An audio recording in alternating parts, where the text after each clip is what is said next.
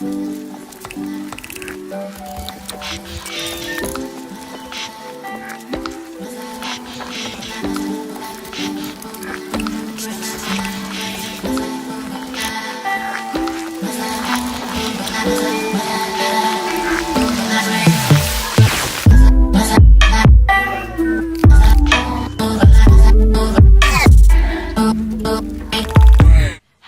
everybody, welcome back to my channel. Today I want to talk about how to change your reality. I've pretty much broke it down into 3 steps. The first thing that I believe you have to do in order to start making change within your reality is to identify all the BS. Like stripping away the makeup and the fancy hair and the nails, so all of the things that we do to change our physical appearance, and look at ourselves for just as we are, who we are. We have to love that version of ourselves just as much as we love the decorated versions of our bodies. We also have to strip away, not necessarily the luxuries, but the things that we add to our lives that just aren't the real us. The personality that we have that carries us between work and play and school and family, and really finding who the person is beneath all of the extra things that we layer on top. Finding that pure, most potent taste and essence of who you are as a human being and who you are as just an individual without all the extra things. Now, once you start to do that, I believe you're going to start to come across your true insecurities and where they're rooted at in your psyche or in your history or just in your mind. And that can get kind of messy. I know for me, a huge thing that has been, rooted deep inside where I decide how much value I have for myself and for others has been my acne, of all things. Like, it's been this monumental awakening of sorts of just saying that, I realized how much my acne affected my life because I obviously buy makeup and skincare and products for ridiculous amounts of money to try and make it go away. I cover it up. I, wear hats when I'm out and about to cover up the scars on my forehead, and realizing that I take a lot of energy and a lot of time out of my life to hide the fact that I currently have acne on my face is eye-opening, and should be eye-opening if you have something similar that you're doing, because really your energy doesn't need to be going there. It really doesn't matter. If people are going to be judging you purely off of your looks, without even getting past the physical appearance, then those really aren't the people that you need to be trying to bring closer into your life anyways.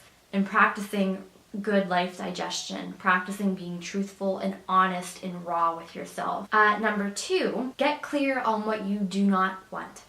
So I always hated when people asked me what did I want to do or what do I want, because it's really just not that simple, especially if you're young and you're still experiencing a lot of life. It's hard to say, what's out there? I don't know. That's still a very open-ended question for many of us, no matter what our age, really. So just getting really honest with yourself and getting clear on what you don't want. If you do not want to wake up at 5 a.m. in the morning, then do not wish yourself into a job that's going to require you to wake up at 5 a.m. in the morning. Now, it's not to say that your do not wants won't change in the future, but if you're to take action now, and if you're to enjoy and love what you're doing now, you have to know what you don't want right now. Right now, I have no desire to get up before 8 in the morning, 7 in the morning at earliest, so I am not taking action towards making decisions that would otherwise change that. Now, if it's for health benefits or things of that nature, there is a little bit of pull where you might have to do things you don't want to do, but for the foundation of your decisions, you shouldn't be actively pushing yourself towards something that you don't want to do if it's not fulfilling you and if it's not giving you extra life force. So get real with yourself, get honest with yourself, start identifying what you do not need in your life, what is no longer serving you, and then start making a list of things that you don't want to do, that you are not willing to do any longer to sustain your life or to push towards your goals. Step 3 is a huge step. Take action. this is where most of us hit the wall. This is where most of us have well thought out thoughts. We have our plans, we've got the journals, we've got the daily to-dos, but it just never happens. It's like, new year, new me. I'm going to go to the gym. I'm going to lose weight, but it just never happens. The intention is there, but the action is not. You can't just think about doing things and think about a life that could be better than the one you're experiencing now. You absolutely have to take action. So within taking action, there is 3 things that I think will help you in crossing that wall and getting over that wall. And it's getting really honest again, staying rooted in honesty when you are asking yourself questions and you're making decisions throughout this process.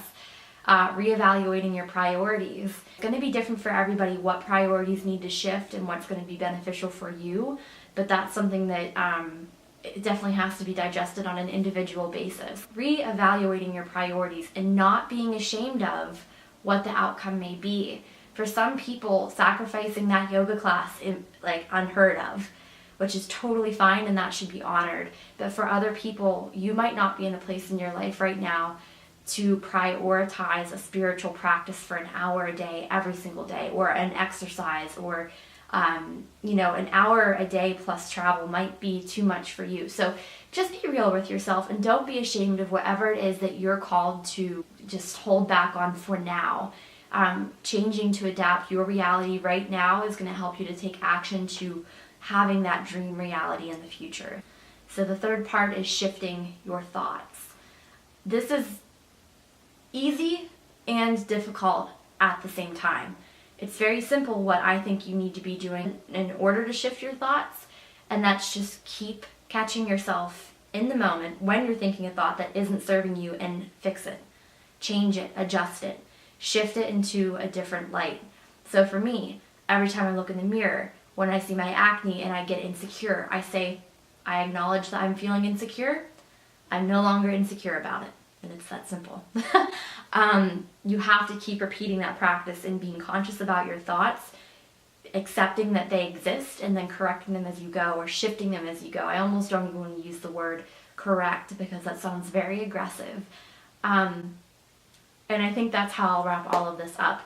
When you're going through the process of changing your reality, if you do not love yourself and you have not accepted where you're at in space and time right now, right here in this moment, changing is going to be very difficult and very painful because you are still going to be denying yourself at your core who you really are and what you really have to work with.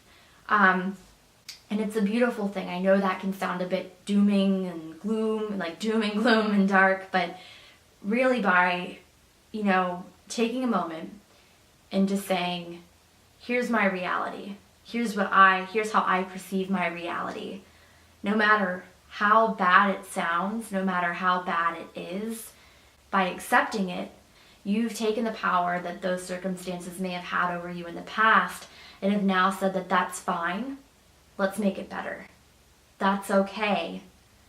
It's no longer controlling me. You should feel empowered by acknowledging where you're at in life. To wrap this video up, I think the main overarching theme here is that you must love yourself. If you do not love yourself, if you have not accepted yourself for who you are right now in this moment, change is going to be difficult because your foundation will not be strong. I personally believe that the kinder we treat ourselves, the better we inherently treat our neighbors.